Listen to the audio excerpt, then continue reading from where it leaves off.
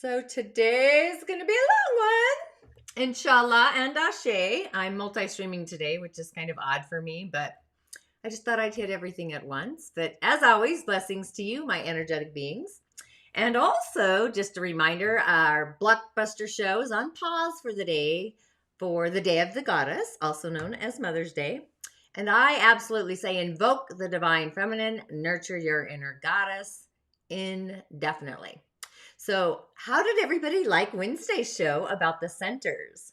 So, I have been working with the energetic centers and fields for probably my entire earth journey, to be honest. But so just climbing in and realizing what an undefined center is in human design was actually pretty rewarding and, more importantly, really curious for me. How was that for you? So I think I play with those transcendent energetic centers more, the out-of-body ones, the shaman's portal, the soul's harmonic, the earth star, the power pathway, the imagination realm, the elementals. But I also found it was really curious how the throat center actually is connected to all of the other centers through the gates and all of that juiciness. But today, as we follow the moon, we're going to start out early Sunday morning with gate 42. I'm just going to go through the gates and then I'll go in deeper. So we start with gate 42 and gate 3, we move in around 11:30, gate 27 around 10:23 p.m. And when I say the gates, just kind of be aware of the time so you can kind of feel in, especially on Mother's Day, like what's happening in your village. And gate 27 actually takes us into Monday morning. So we'll be at gate 27, but at line 2. So we are really in gate 27 is kind of what I should say. And then early in the morning, like close to 9:30, we go to gate 24. And then later, 9:30 p.m., it's the 9s, right? We move to gate 2. And then Tuesday morning, early a.m., line 2 in gate 2. And then close to 8:30 a.m., we're at gate 23. 8:30 p.m., we move to gate 8. And then early Wednesday, the 12th, we're in gate 8, but line 3. And then 7:30 a.m., we move to gate 20. And then 6:30 p.m., we move to gate 16, which also the North Node is actually in this gate. And also it's a Gemini Moon, so it's the sign of Gemini. So all of this kind of is this master choreography of, Chinese astrology, the hexagrams, the lines, the centers, astrology in general. So it's kind of doing this dance, really. So that actually takes us to the early morning, and we move into line 4 on Thursday. 6:30 a.m. Thursday, we move to gate 35. 5:30 p.m., we move to gate 45. And then we're into next Friday, the 14th. We're still in gate 45, but line 4. And then gate 12, 5:40-ish a.m. And then gate 15, around 4:40 p.m., and that takes us to next Saturday, early in the a.m., where we enter gate 52. And then also we finish with gate 39. So let's start with tomorrow's opening gate, I should say, gate 42. So this is a gate of like increasing and benefiting. So just growing steadily in our inner and our outer resources. They start expanding in all of our experiences for both not just ourselves, but also for others. So, it's also connected to Taurus energy, and the moon is actually currently in transit. So for the day of the goddess, I would actually say get in touch with not only what you want to manifest in the physical, but also what you literally place value upon. So this is the channel of cycles with gate 53. It's connected to our sacral. So it's this circuitry of collective sensing. So I think the galactic frontier, the collective in sensing. So it's finding your own balance along with natural timing and growth in your life. And it's going to encourage us to respond to all of our experience, anything that comes to us or at us. And just watching others' growth ultimately will actually catalyze our own. So we go from expectation to celebration, And this is Mother's Day, the day of the goddess, right? So line 1 is accomplishing. So that's where achievements, master achievements are actually possible. Line 2 is blessings. So that's just tuning into your inner garden of what's actually beneficial in your outer garden. Line 3 is, being competent. And that's for everyone, it's different. So higher wisdom, we get clarity and gain by learning through our own traumas and our painful experiences, and acknowledging that. So ultimately, there isn't anything that can't grow. So just through being patient and perseverance, you can have inner clarity in your village. Line 4 is being trustworthy, just giving kind of sensible counsel that serves not just yourself, but the entire galactic corridor, the universe, your inner village, your outer village, whatever that looks like for you.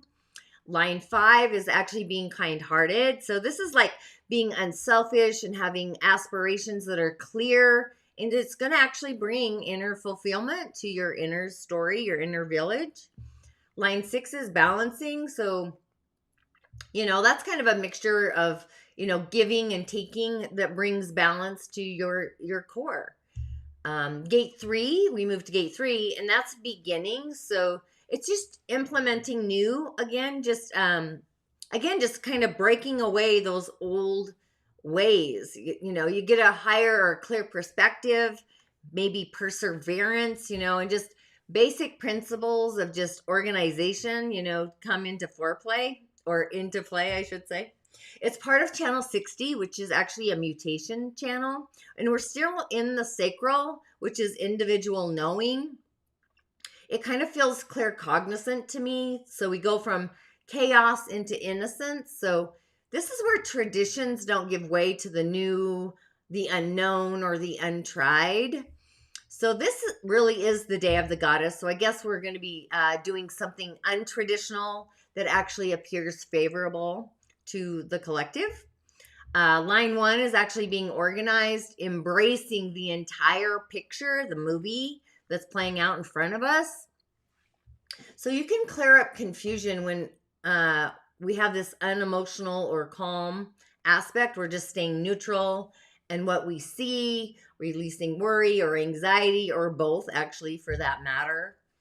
Line 2 is like the application of diligence. So it's where we trust our own personal evolution, or maybe you tend to rely on the advice or, the ways of other people or whatever your environment looks like. Line 3 is scrutinizing, just finding out what does or doesn't work. So it's like prosperity in life actually comes about through recognizing the evolutionary laws along with their timing. This is Bitcoin feeling to me because we're processing, through space and time. Line 4 is realigning with our real sense of our inner purpose, or your self-assurance or trust, I want to say. Or maybe you have lack of trust, whatever that looks or feels like for you. And just allowing or rejecting the guidance that's valuable in front of you, or even the company. And line 5 is interpreting, like detaching from anticipated results when you're implementing new order or new ideas or ideals. So whenever we literally we start to organize anything new, there's always the possibility of our intentions being misinterpreted, right? This happens to me probably more often than not, to be honest. Because I speak another language and a lot of frequencies to a lot of people. I just think I've upgraded my cycle. I don't know. It's just a thing that's really been happening for me. Line 6 is renewing. So in all of our endeavors, new or not, just remember to keep realigning with your inner vision. And there's also always the potential to, get caught up in the fear or the despair or both. And when that happens, that's when, being organized, it gets forgotten or lost. We get off of our gate in a way, right? And then we have gate 27. And this is awesome because it's nourishing or nurturing. So these qualities, it's just what we need for better health and well-being and caring in just all aspects of our life. So it's part of the channel of preservation with Gate 50, and we're still in the sacral. So this is the circuit of tribal defense. So nourishment literally comes in a variety of forms, to meet our needs, whether it's physical, emotional, mental, or spiritual, just balancing between the caregiving or the caretaking. So we can totally heal our own bodies if we really tune into those messages. Our bodies speak a language. It's just most people forget the language, and they think a pill's going to fix whatever. And it actually doesn't. It creates more chaos because you're putting it under the rug. So we go from selfish to selfless. Line 1 in this gate is really just nurturing ourselves, our inner child, taking care of number 1 or number uno. Line 2 is being accountable. It's, we do need to be accountable, taking care of ourselves first, and then, and also your needs first, just being number 1. So you either nourish your own needs or generate a reliance on others to provide those resources of whatever that is that you need, basically. And by the way, we're early morning of Monday with actually line 2, so we're kind of cascading. That's the funny part about human design. I guess I should look into the degrees of the moon as I go through these, so I might add that. But line 3 is actually being resourceful. So when we recognize who and what is nourishing in the situation that we encounter, so we're in this search for constant nourishment, and sometimes it looks kind of needless or it's unsuitable in certain places or aspects. That's kind of the feeling there. Line 4 is being bountiful. So when you are supporting everyone through giving and also receiving, it has to be an even flow. So sometimes we literally need to have an objective view of our lives or the lives of others to actually find out how to disperse our own inner resources, our garden, what that looks like, the fruit of our own tree. Line 5 is dispersing in general. So that's like just handling your resources, it would be like source energy coming down and, taking care of a village without, just in the oneness field, pure love, just distributing that nourishment for the benefit of the entire garden. Or what also can happen is you get overwhelmed with the demands of the garden. So that's like stress. It's the opposing force. Line 6 is providing guardianship. So what does that look like? It's qualifying the use of all of those nourishing resources within this entire gate, the nourishing aspects. So, it's just having successful baby steps. And it's the suggestion of different outcomes that are actually more flourishing as long as we actually honor our own garden first, our inner selves along the journey, whatever that looks like. And then at 9:30 a.m., we return to, it's a returning and a rationalizing. So what goes around in our mind actually comes around in our mind. So until the cycles actually become spirals and innovation, and then that's when the transformation happens. It's part of channel 61. So we're in the center of the mind, and just remember, for the crown to go online, the mind is always involved too. So it's the thinker channel. I had an image of the human design. I should have put that on first, but obviously I didn't. But it's the 2 triangles. One's at the top and then one's facing down. So it actually looks like a diamond, and they're 2 different centers. But that sounds about right. So this is where we have the pineal and the pituitary glands. They literally go online. It's the third eye and the spirit, cycling through, just refining solutions and, to know your limitations and your rational thought. So truth really is experienced in the silence. So we go from addiction to silence in this aspect, in this gate. And line 1 is being principled. So being principled, that's like the need constantly to review what's personally meaningful to our own selves, because our gardens are all different. What's good for me might not be good for you. It's the goose and the gander. So we have these mental processes, and they can excuse us from living our own truth for one rationale over another. It's Gemini, right? Line 2 is renewing. So this is attracting a loving environment while we're under kind of stress or duress. So all adversity really does bring growth when we remember who or what like truly brings aid or the band-aid, the comfort to us. And more importantly, what inspires us, right? So every day I have to find something that's more inspiring than the day prior. It's just kind of how I function to stay above the grid. Line 3 is being indecisive. It's just trying to think your way through life. And just remember, the mind is to stay curious and question everything. It will stop you from your inner legend or your personal directive or your prime directive, relying on the old, rotating into those mental ideas. It can often bring us success, but it doesn't bring lasting satisfaction. Line 4 is being attentive. So this is cultivating that mental clarity. We're talking about the mind when we're in the village with other people. So we're looking for the balance between an easy mental pattern and actually one that's correct for our personal authority, our personal beingness. Line 4 is a returning. So this is like you create a resolution, you renounce. It's like pulling the grade back. Renounce. I think of Wonder Woman when she renounces her wish. So we renounce these false trials and actually resume on new inventions. So it's through clarity and also determination that we actually make a clean break with the past and actually start fresh. So we leave the rear view mirror, right?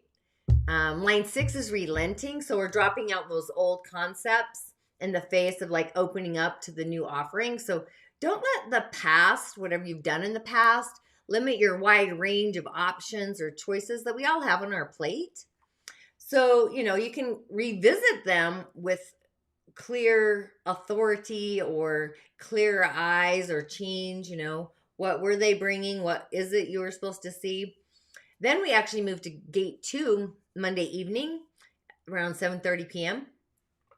And this is the gate of receptivity guidance. So you're being receptive to guidance. So you just have this natural connection that exists to the unseen, and oftentimes the unseen, you can't really describe it. It's this inner barometer of guidance.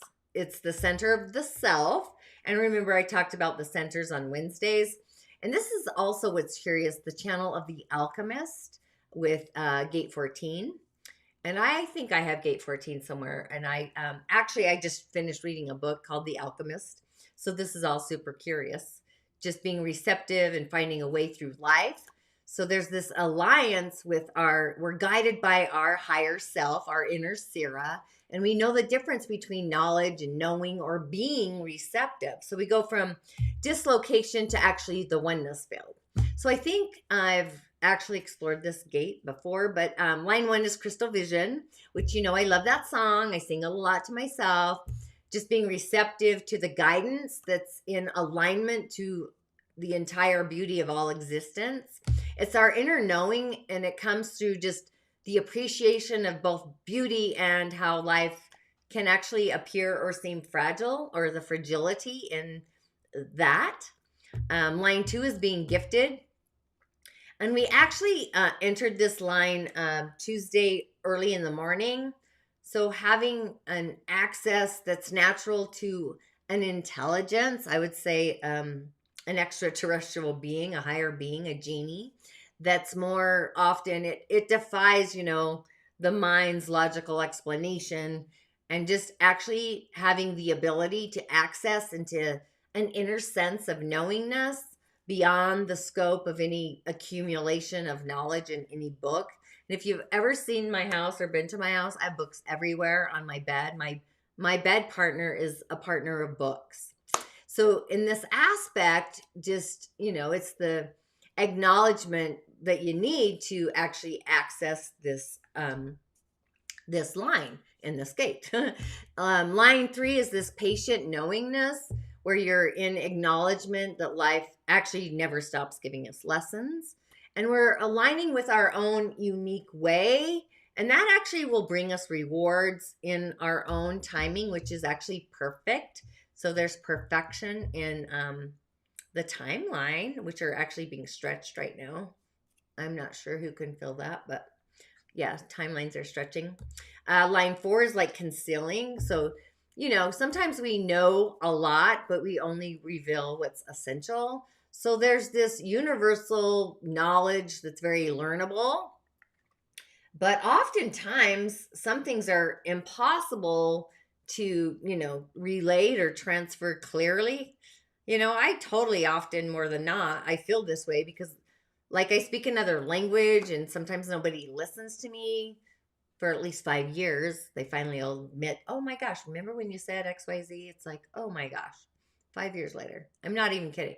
That's just a curious thing that happens for me. Line 5 is strategy. So this is like biding your time. You're waiting for your action to be valued. It's like you're on pause. Line 6 is being preoccupied. So this is where we have tunnel vision, and it limits our capacity to expand and see fully outside of us. It's like the trees through the forest or the forest through the trees. And then 8:30 on Tuesday morning, we enter gate 23, where we're both assimilation, digestion, like, we have to digest, assimilate the body and let go. So we have assimilation and stabilization. So we're just peeling away anything that's non-essential, and it will reveal what's actually substantial. It's part of channel 43, the channel of structuring. So now we've moved up to our throat center. So we're standing up for our truth in the face of adversity, or stepping away from a path that's actually straightforward. My meandering path is always, it's squiggly. It's never like straightforward. So it's just being grateful to take some sort of action and, skills of speech. That's kind of one of this. And we also go from complexity to beyond perfect. So line 1 is validating, aiming our attention to what really needs our attention. Starving to find our inner connection or conviction to continue, and just relating to life ever changing circumstances. Like this is like the platform, right? Everything is in transition 24/7. It's literally on its side. Line 2 is toleration or tolerating. So it's just relating to those circumstances naturally from our own personal resolve. And I'm talking about the moon. So the moon is our emotions. And in order, the moon is like if you were to drop one drop of water in the center of a pond or a lake and watch those ripples vibrate out, those frequencies, that's the moon. It has so much gratitude there. Getting in touch with your emotions. So I'm following the moon because I'm a reflector. I know I've said that 10,000 times, but I'm learning a lot about a reflector because I'd reached out to other people and my heart didn't feel connected to actually have a human design reading, to be honest. So in this aspect, we have this self-righteousness, or maybe we feel detached. And it actually doesn't assist us in expressing ourselves clearly. I know I go through that a lot. So it's just interesting following the gates. But line 3 is expressing our uniqueness and just trusting in ourselves while at the same time being committed to others. So just staying true to our own ways, but also noticing how what other people do and even what they say actually affects our inner garden. Like, are we bouncing it off or taking it in? That's how the auric field works. We always have to start cleaning our auric field. Should just be like the main daily ritual, right? Bump out the field just to process with clarity. Line 4 is diversifying. So what does that even look like, right? Diversifying. So that's where we have our own individual strength that bumps us over and overcomes all of our trials and tribulations. And when I say the gates and the lines, you have to look in your chart and see if you have those naturally or if it's obviously it's transiting. That's what I'm talking about, just the moon. But oftentimes, our individual impulsive expressions kind of are dumbfounding just general aspects of our everyday way of life. When we aren't paying attention to them, we might bump off, right? Line five has this mutual benefit in offering different or conflicting choices. So it's just opportunities, I guess, just going against the current or having the individual ability to interact with others for personal or even mutual advantage. This feels kind of Libra-like to me, even though I know that's not where the moon is, but maybe it's kind of what I'm feeling into. Line 5 is synthesizing. That's a big word. It's creating different forms by combining many different possibilities. This reminds me of timelines like popping. Just remaining neutrality while under pressure from the status quo. It allows us to propose just different visions or ideas. And then we move to gate 8 at 8:30 p.m. And gate 8 is a combination of uniting and contributing. So with this gate, we inspire trust. We have possible outlets for people who create concepts or ideals. It's part of channel 1, which sounds funny. It's also in the throat. So this is the inspiration, the creative role model. So we go from mediocrity to exquisiteness. So it's like an agent who's often the one to assist others in expanding their own creativity. Being authentic is line 1. Being candid, attracting all of those who actually wish to participate. And actually just being straightforward, you'll attract everybody who wishes to engage and even co-create with their magical gifts. Line 2 is actually being a friend. So friendliness is really the highest ideal of expression of being human. And I know some people tell me I'm overly friendly or not friendly because I like to greet people, right? Especially you go to a restaurant, smile, whatever. It's hard to do if you're wearing a mask. I do it anyway. So that's just a feeling. I feel into that. Line 3 is indulging. So we've also moved to the morning of Wednesday with this line. So we're contributing a passionate indifference. So we're needing to constantly check the base of our commitments and also, who are we attracting in our village? Line 4 is being statesman-like, which, sounds hoity-toity, statesman-like. At least it does to me. So this is where we empower through cooperation and we welcome anybody who's contributing to whatever, you could be making a meal where everybody's contributions matter, and when you start giving heartfelt contributions or gifts to each individual, you contribute in a unique way. It carries a higher frequency and a higher vibration. Line 5 is benevolence. That's just tuning into how, when, and what you want to co-create. So there's this timingness and an attitude that's going to confirm how well those gifts or contributions are actually received, because everything's in a flux, right? Line 6 is reevaluating.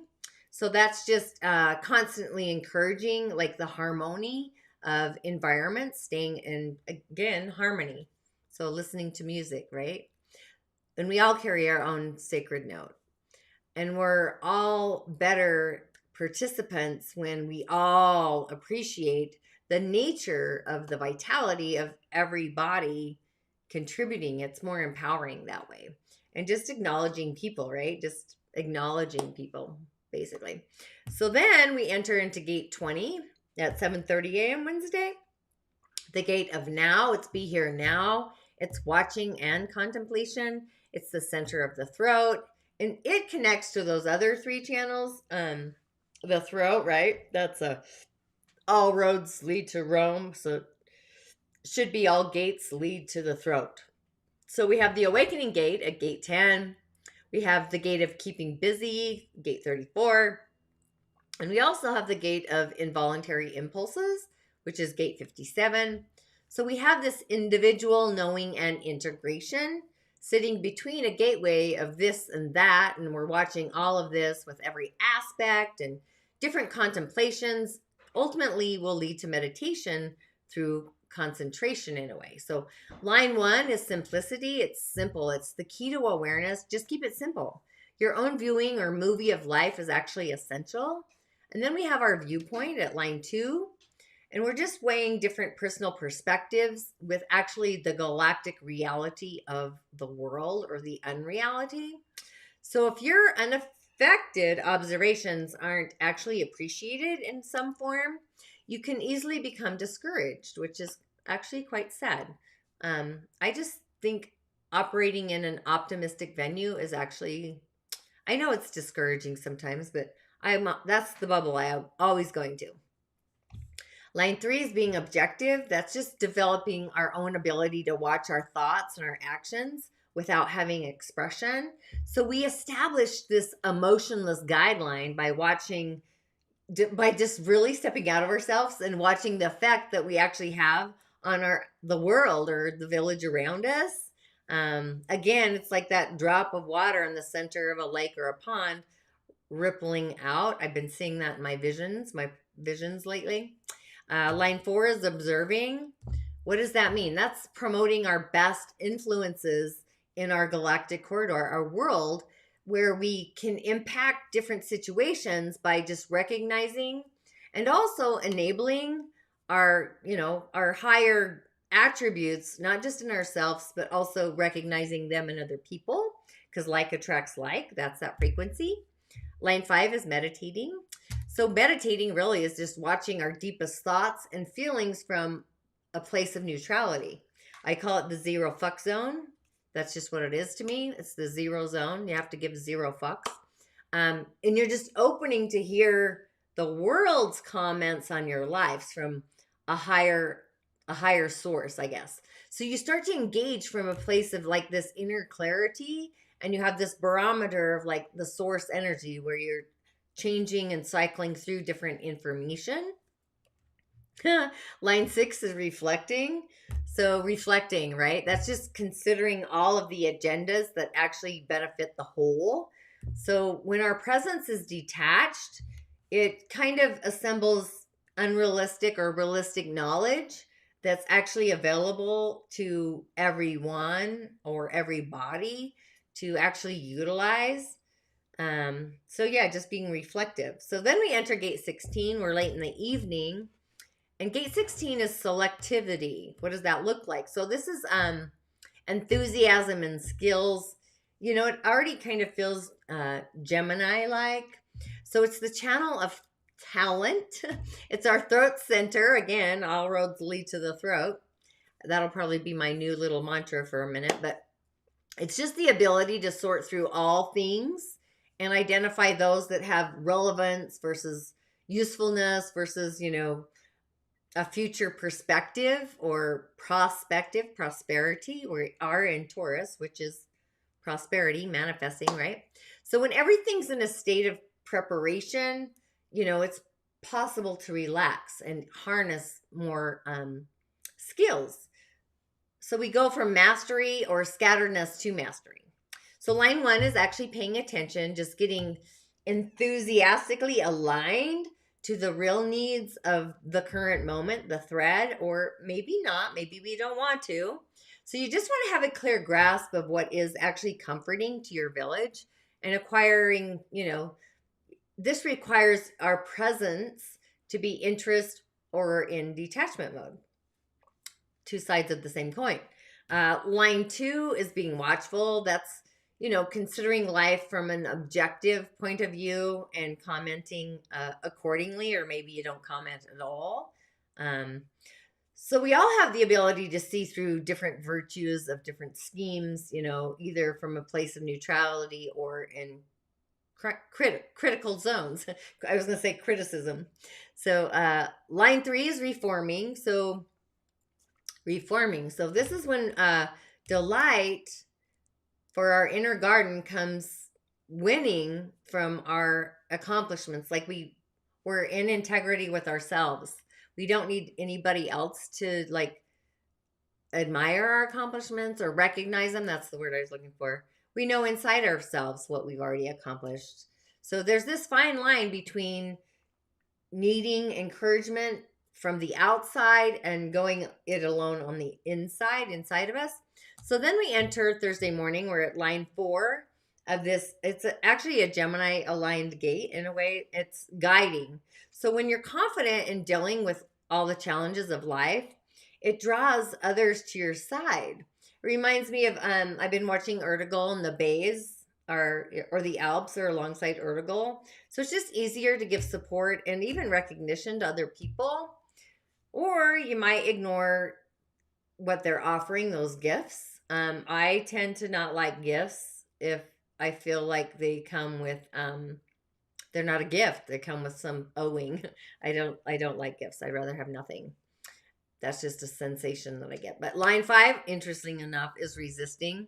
So resisting, that's an unwillingness to encourage yourself or others to like move on in life. What you resist persists. So it kind of holds you, it keeps bumping you back in your village so you don't get to grow. So it'd be like a tree or a plant that keeps trying to burst through the earth, but the earth keeps covering it up.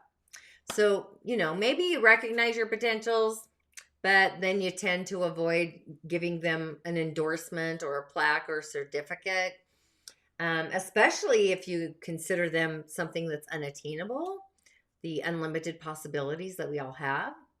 Line 6 is reassessing. So reassessing. So that's like having an objective evaluation of, your goals in a realistic venue. Like, are they realistic? So you either see things as they really are, or maybe you get flustered or flabbergasted by others, their expectations, and then you lose not just your clarity, but maybe you lose your drive to create something. Been there, done that rodeo. And then at 6:30 a.m., we enter gate 35, progress. So now something completely different, seeking quality of life through all of those experiences, through comparison, even a drive to explore all aspects of human nature. This one actually connects to gate 36. It's the channel of versatility. It comes through our throat. So you only have to experience once, and most often having the experience of whatever it is, that's actually the goal in itself. So line 1 is holding steady. So, just accepting the setbacks as part of the process. It's, growth is that way. We're always growing, whether we recognize it or not, or whether we see ourselves right or not. So it's always possible to take rejection personally. It really has nothing to do with us, but that's the garden sometimes we're in. Line 2 is growing. So every interaction brings this potentiality or possibility of new exploding experiences that are always evolving. So sometimes whatever we're doing in our endeavors, it'll hold us back until we're available to receive assistance, a guardian, this dimension or another. Line 3 is sharing those experiences with others. So you're combining the experience.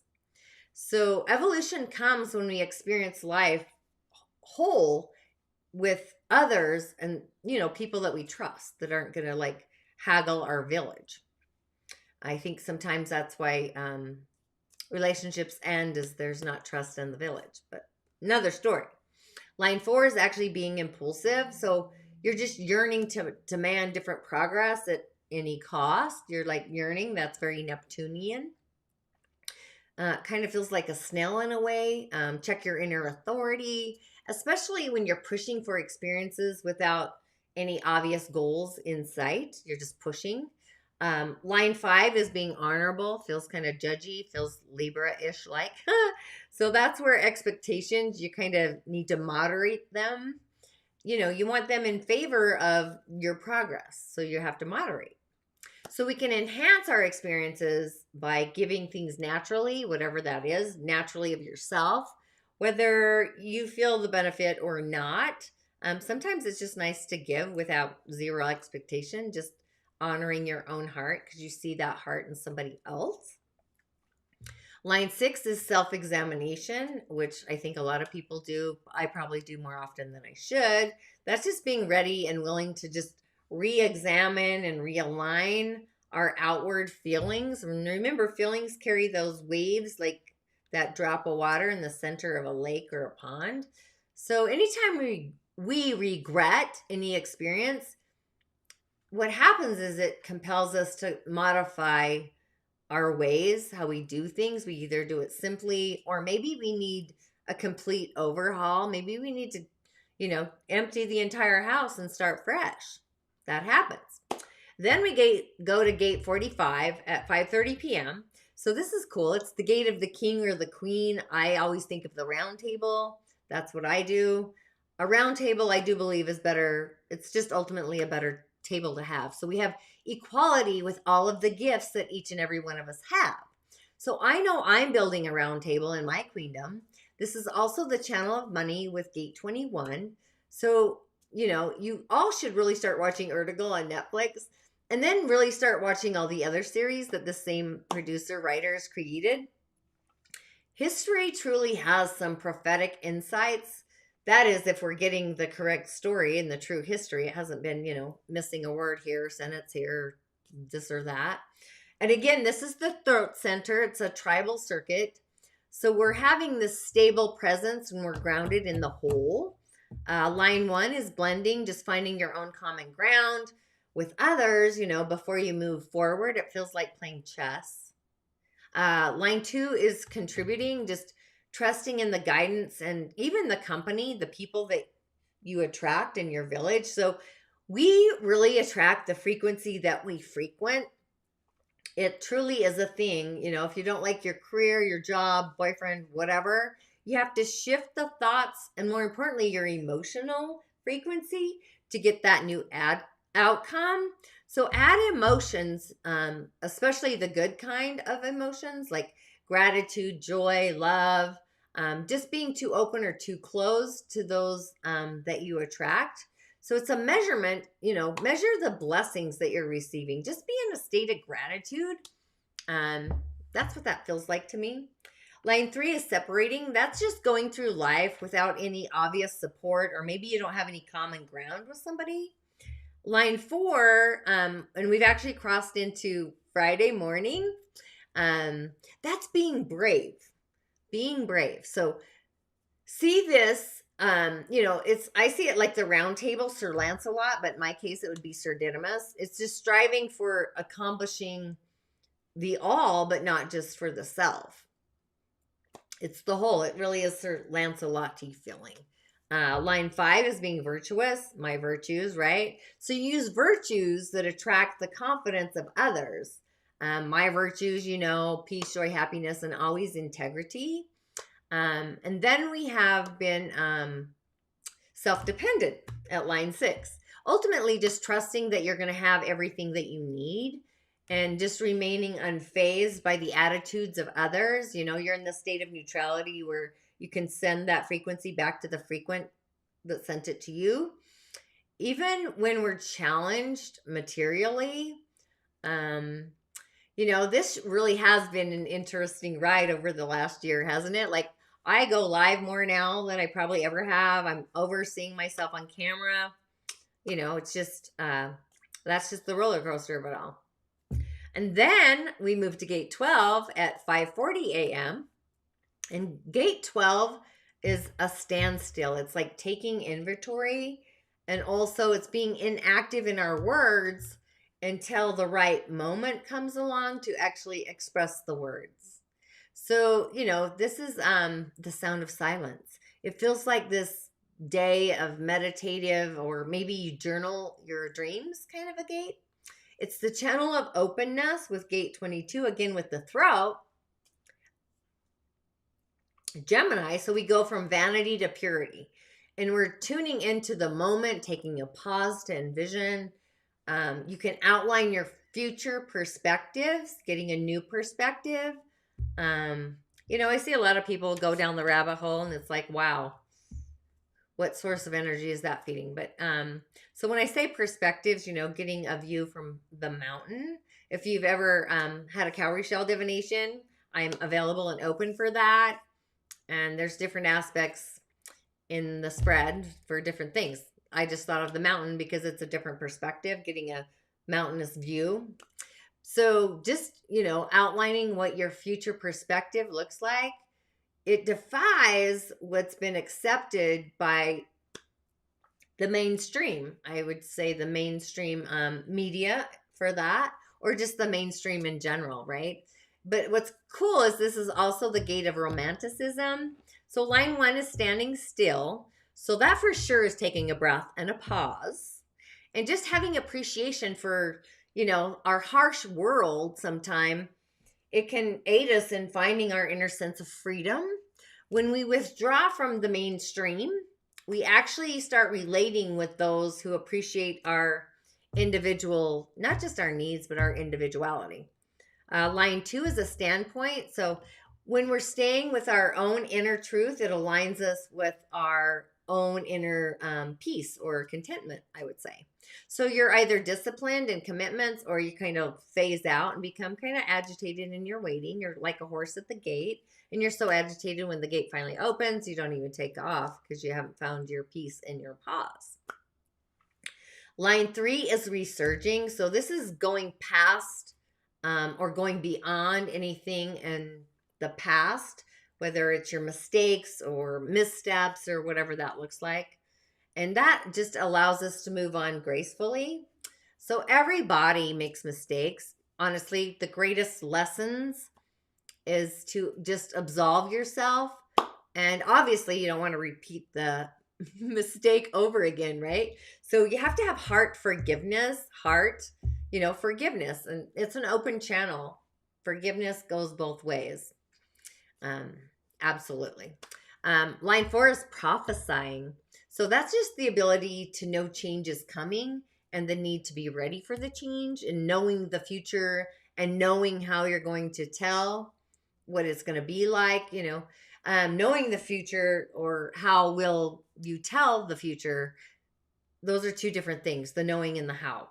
That's basically what I was trying to say. Line 5 is establishing. It's just aligning with different aspects of our own inner nature that are actually more empowering. So you know who, what, and even where the empowerment comes from, and you can either utilize the gift or flick it aside. A lot of people do that. And then we have line 6. So line 6 is actually with my sun in my design. I have this gate at line 6. That's where my sun sits. So line 6 is transforming. Amazing changes can come from periods of a standstill. So this is an aspect of inventing your own rules, and you stand apart like this lonely tree in the forest from the normal everyday expressions of all the social behaviors. I can see how I play this out because I'm not participating in the world sometimes. And then when I decide to participate, it's usually like coming down like an eagle in a way. But I have the means to express completely new and empowering social conditions. What does that look like? Talk about, coming alive. And that's into this weekend. So that I'm kind of excited to see how that plays out. And now we've moved to gate 15. This takes us to the early AM of next Saturday. Humanity and humanity extremes. So finding our role in all possible extremities, and even the conditions that, all of what life has to offer in this grandioso magnificence. So it's the channel of rhythm with gate 5. It's the center of the self. So this is like collective and logic. It's the line between Gemini and Cancer. So, having friends or acquaintances that are on all aspects or levels of society. So you might have difficulty being attached to or controlled by anyone in particular. So it's going from this inner dullness to being a magnet or having magnetism. So line 1 is having humility. So that's having the self-discipline to just transcend all of life's issues in a healthy manner. So you either maintain sensibility to your nature, your needs, or an insecurity that's immodest, right? Sometimes that happens. No judgment there. Line 2 is being persistent. I know I've been persistent. I just keep working on myself and working on my thread lines, right? So just finding your own inner reassurance by maintaining sincerity, and my favorite as always is integrity. We know how that works, hopefully. Line 3 is being modest. So you just have this unwavering commitment to finish actually what you started and accomplishing without asserting that you're of a higher supremacy to other people or whatever that looks like. Actually, that affects honestly the quality of your entire life, your village, who comes around you and who doesn't want to be around you. Line 4 is centering, so that feels grounding, but centering is different actually. That's restraining any extremities or anything that feels extreme or over the edge in your life that don't reflect love. So being loving and true to the flow of life requires that we constantly check into our inner guidance, our inner beacon, guardian, whatever that looks like.